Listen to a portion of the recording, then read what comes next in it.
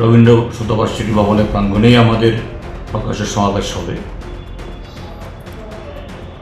পুলিশকে সর্বশেষ বলেছি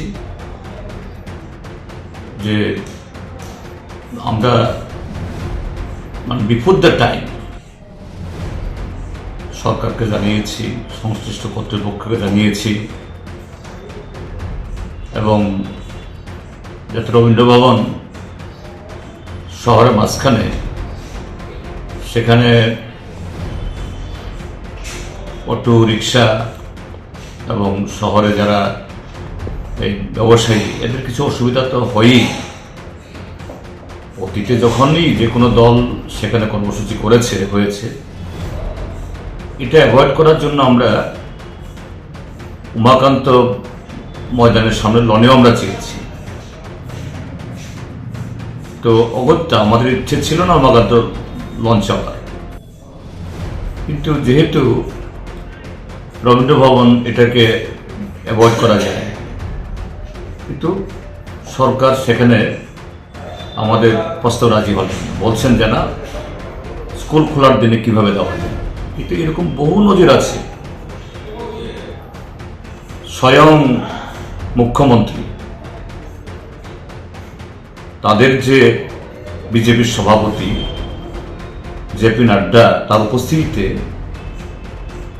বৃহস্পতিবার 12ই জানুয়ারি 2023 সালে সেখানে প্রোগ্রাম করেছে।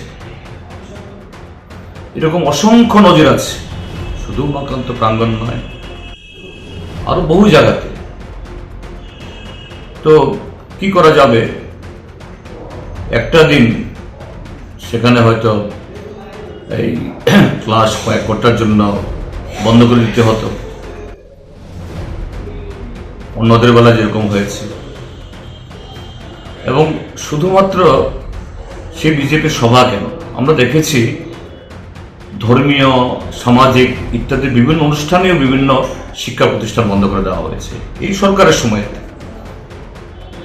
কিন্তু দুর্ভাগ্যের রাজনৈতিক কারণে বর্তমান শাসক দল বা সরকার মানলেন না। তো আমরা এর আগেই চেয়ে রেখেছি রবীন্দ্র শতবার্ষিকী ভবন। এখন সর্বশেষ কথা হয়েছে পুলিশ যে একটু অসুবিধা হলেও সেখানে আমাদের এই ভেন্যু দেবে বলে কথা হয়েছে। এখন পুলিশ কি করবে জানি না, কিন্তু আমরা করবই। আমাদের অন্যত্র যাওয়ার কোনো সুযোগ সেখানে নেই, এবং নিশ্চয়ই আমি আশা করব প্রশাসনিক ব্যক্তিরা তারা যেন রাজনৈতিক হুকুই তামাক না খান,